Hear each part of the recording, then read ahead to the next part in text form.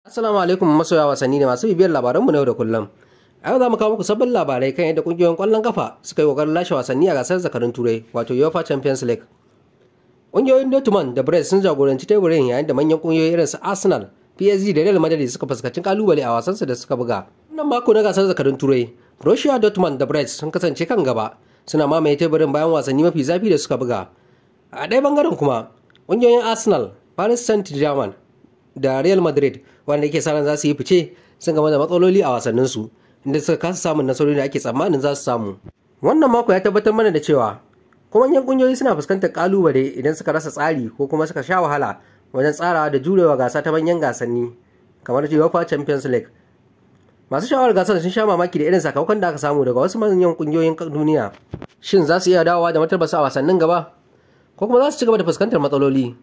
Muna jira mu gani nan gaba. Ku ci gaba da kasancewa tare da mu a shafinmu don ƙarin labarai da cikakken bayani kan duk abubuwan da ke gudana a gasar zakarun Turai.